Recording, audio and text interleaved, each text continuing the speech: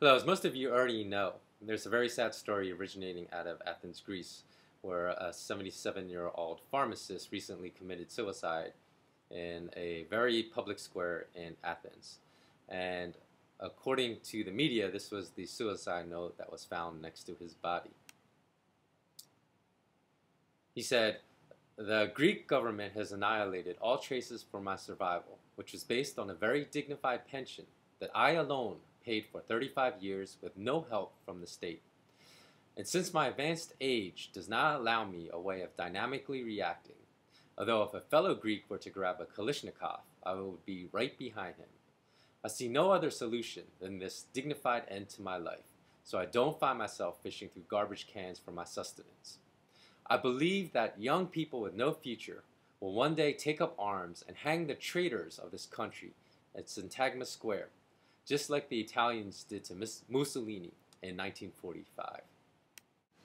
Now, the reason I'm making this video is because this incident, while tragic, is certainly not an isolated event. And in fact, in Greece, it's been reported that the number of suicides has increased by 40% just in the first several months of this year compared to the comparable period from the prior year. And certainly, again, this is not just isolated to the country of Greece, but suicide rates have gone up in Italy, Portugal, Spain, China.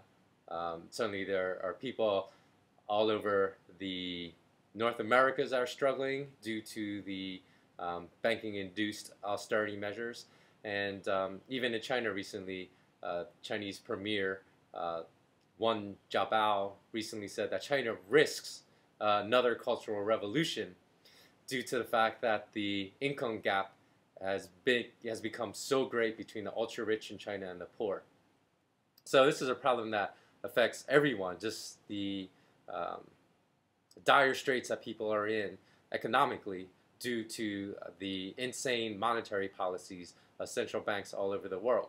Now, the reason I'm making this video is going to be controversial, and I know there's going to be a lot of people that disagree with me out there, but please at least have the patience to watch this video all the way through and think for yourselves to make up your own mind, because I think it's extremely, extremely important these days now to have the courage and strength of your own convictions and to stick to it. And by that, I don't mean parroting something that some talking head said on TV or something that you read in the newspaper without doing your own research and without ever thinking it through from a critical perspective and coming to your own conclusion that, yes, this is what I believe in. But having performed your own research in some subject, if you firmly believe something, and I 100% firmly believe this, then I believe it's important to have the courage of your convictions. And the point of my making this video is that I feel that this 77-year-old Greek pensioner would not have committed suicide had it not been for the fact that there are loads of good men and good women out there that are complicit in the conditions and basically bringing about the conditions that led to this man's such utter despair that he decided the only way out was basically to take his own life. And by that I mean all the good people that continue to work in the global banking industry. Now, evil can only persist due to the silence and inaction of good men and good women. I firmly, firmly believe that. I truly believe that. And that is the whole reason I'm making this video, in the hopes that my message reaches some of these good men and some of these good women, and that it encourages them basically to find the resolve, the determination, and the courage to quit their jobs to find another line of work whereby they are producing something good for society instead of taking away from society. Now, in this day and age, I also believe, in the past, we could have been ignorant, because I too was ignorant a decade ago about the evils of the global fractional reserve banking system and how it perpetuates economic slavery, because you have to remember the money is created as debt, not an asset. So the whole purpose of fractional reserve banking, and for any employee that works for a bank that lends out more money than it takes in. So if they receive $1 million in deposits, they can make $10 million in loans, $20 million in loans, $50 million in loans, Um, and they're contributing as an employee in the system to the destruction of wealth, to the destruction of life, to the destruction of freedoms, and contributing to the problems of, or rather, making poverty an impossible problem to ever solve, because without sound money, poverty will never be solved in this world.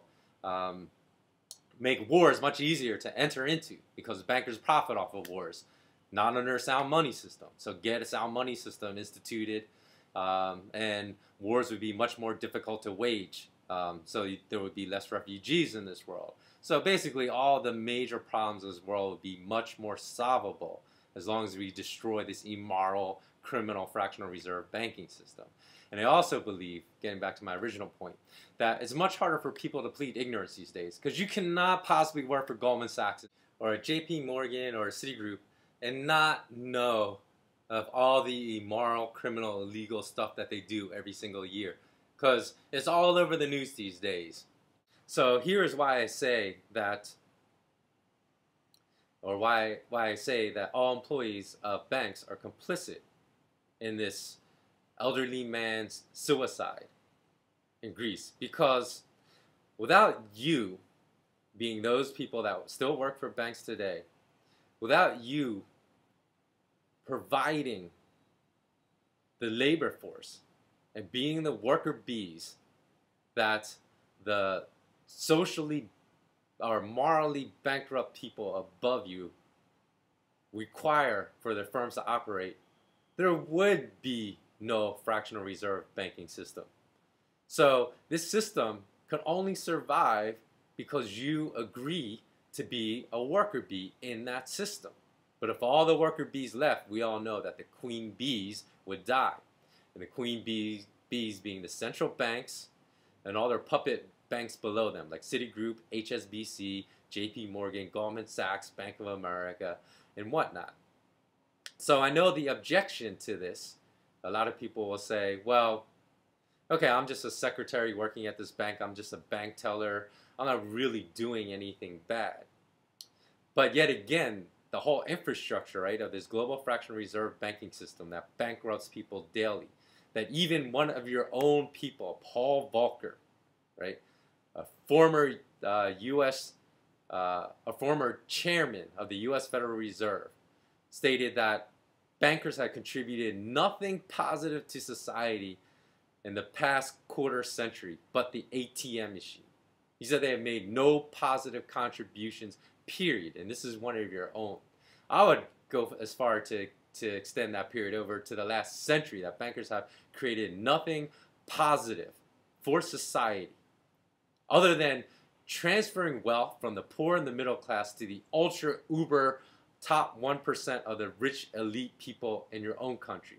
And even with banking firms, payout structures, if you look even internally with each firm, there's generally like an 80-20% rule that I imagine is more like a 85 or 90 to 10% rule, meaning that only 10% of the executives capture 90% of the income, salary, option, bonus packages paid out to all employees in that firm per year. So unless you're one of that 10%, there really is no reason for you to stay.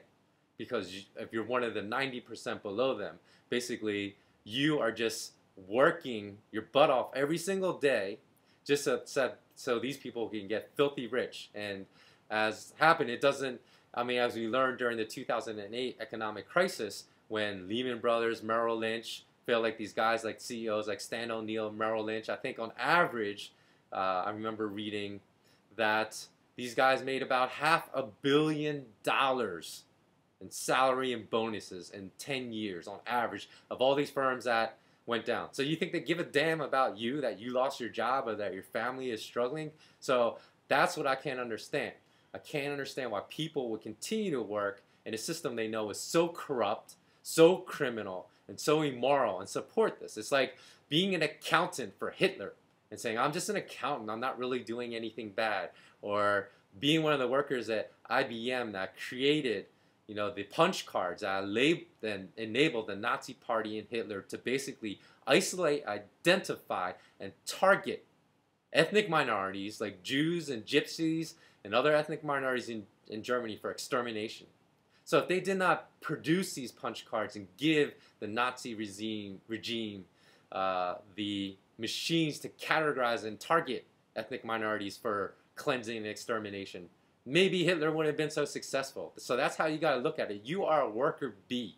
And if you just think, oh, if I quit, that's not going to make a difference. But that's the problem, is you can't think just me. You got to think, what happens if everyone quits? And so I know this is the number one reason that holds a lot of good men and good women that work in the banking industry back and prevents them from quitting, is that they're worried. And justly so. They're worried, like, what am I going to do if I don't work in the banking industry? Or maybe I've been in finance for 15 years if you're a financial consultant, or 30 years. What am I going to do? But here's what you can do. You can start small businesses.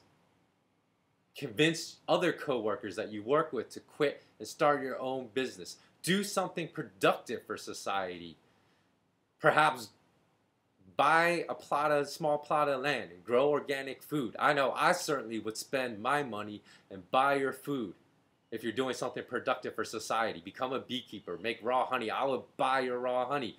I don't care if it's $20 a jar. I would buy your honey because you're doing something productive for society, and you have the courage to quit an inherently immoral industry that is destroying people's lives and making the choice to create something positive for society and to be a productive member instead of a destructive member of society that's part of an industry that is destroying hundreds of millions, if not billions, of lives all over the world, causing such great economic despair that suicide rates in industrialized nations and even in developing countries all over the world are skyrocketing due to economic despair, due to the destruction of the purchasing power and value of money.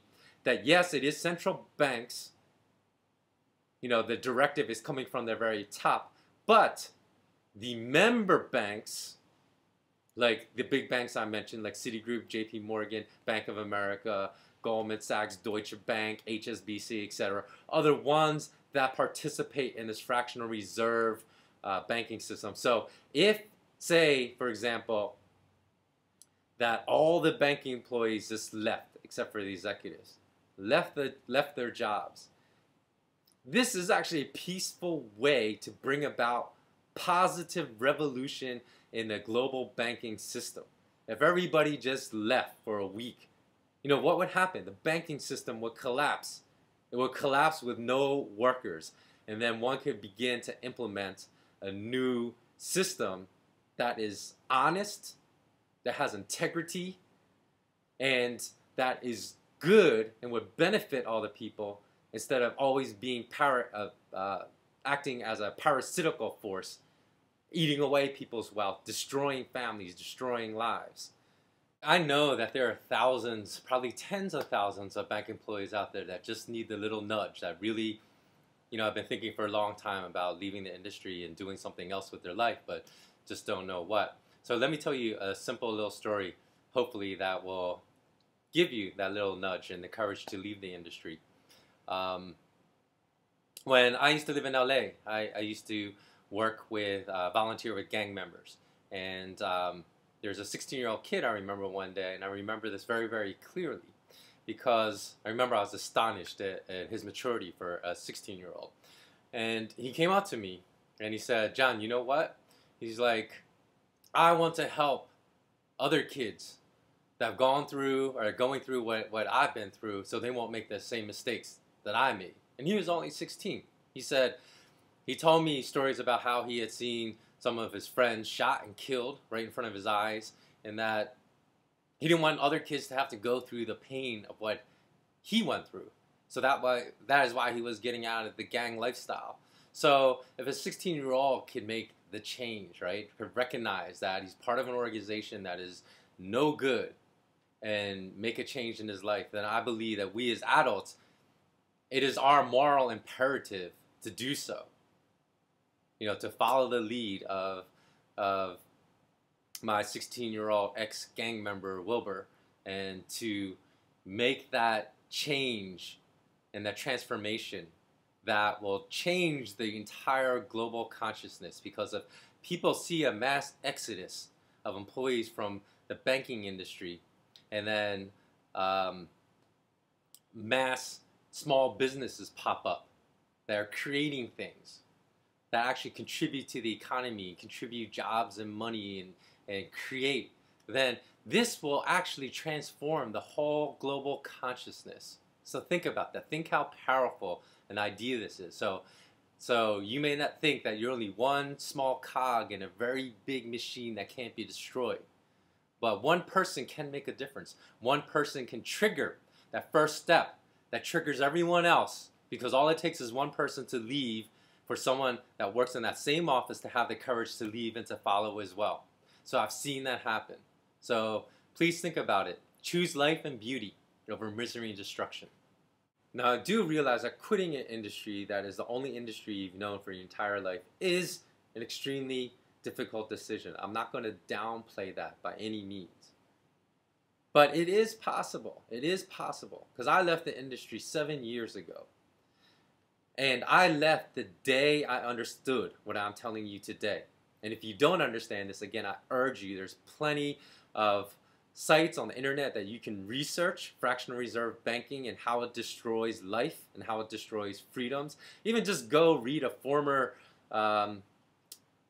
read an essay by a former Federal Reserve Chairman Alan Greenspan before he was bought out and sold his soul to the devil. He wrote an essay called Golden Economic Freedom. Go read that, because that will explain the ills about our current fractional reserve global banking system, and the fact that if you are a part of the system as an employee, how you are basically maintaining it. So I know it's difficult, but the day I understood this, I went in the next day and I quit, because I said to myself, I cannot work one more day in an industry that destroys people's lives and brings out despair. So, and I had no idea what I was going to do. I hadn't even started interviewing for other jobs. I had another job lined up. And I figured it out. So it is possible. And I know not everyone has that constitution to do that. But at least start raising and broaching this subject with your other fellow coworkers if you are an employee of a bank. Because I think it's important to start thinking about it. And remember that President John F. Kennedy said, I can't remember the exact quote, but he said something like, governments that make peaceful revolution impossible make violent revolution inevitable. So I also believe if we stay the course that we are on right now, and eventually the euro is going to be destroyed, the UN will be destroyed, the British pound sterling will be destroyed, the US dollar will be destroyed, with what central banks are doing today, just continuing to create trillions and trillions of money as debt and also out of thin air, backed by nothing, that there will not only be an increase in suicides in this world, but there will be an increase in violent crimes. And I've already seen that start happening here in Asia. I've seen, like, the first 4 or 5 years I was here, I never heard of friends having, like, their iPods jacked, or their iPads jacked. I'm sorry, not their iPods. Their iPads jacked, or, you know, going and withdrawing large sums of money from an ATM and having someone just jack them right then and there, steal their money or steal their purse.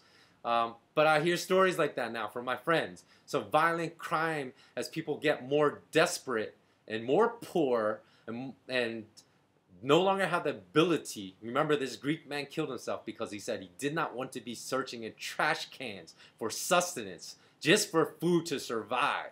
And that situation is what you, as an employee working in the banking industry, is helping to sustain. And that is going to become worse. So just by continuing to support this immoral criminal industry, you're going to create more and more violent crime. So you're actually, just think about this, you're actually going to bring on the threat and the risk of violent crime perpetrated against people you love, against your neighbors, your family, your own friends. Because that is what is going to happen as you see the income gap widening in every country, whether it's a developing country or whether it's an industrialized country. Only the uber rich, the top 1%, and in some instances even like the top 0.05%, 0.01% are the ones that are capturing most of the income gains every year. So people are going to grow more and more desperate. And as a result, it is inevitable that violent crime is going to increase. So this is one way we can stop it, is by refusing to be part of this system. So I hope you pass this on. Again, please remember to comment below. Because again, I know not a lot of people will, there will be a number of people out there that don't agree with me, but I am convinced that if you understood how the fractional banking reserve system really destroys wealth, destroys freedom, so please research that if you disagree with me before commenting below, because I think if you research that, fully understand that money is created not as an asset, money is created as debt, and how fractional reserve banking creates a condition of economic slavery all over the world. So there is no economic freedom. There are no free markets. That's a myth. That's a lie that bankers have taught through the academic system. If you think free markets exist, you're highly, highly, highly misinformed. So please go learn that all markets are rigged, they're controlled, and that you're part of the system in helping that if you work in the banking industry. And so I encourage you to perform your own research, to self-educate. Because that's the most important thing, because your education is not in school and not institutional academia, but your best education can be found and can be developed through self-education. So thanks for watching, and until next time, so long.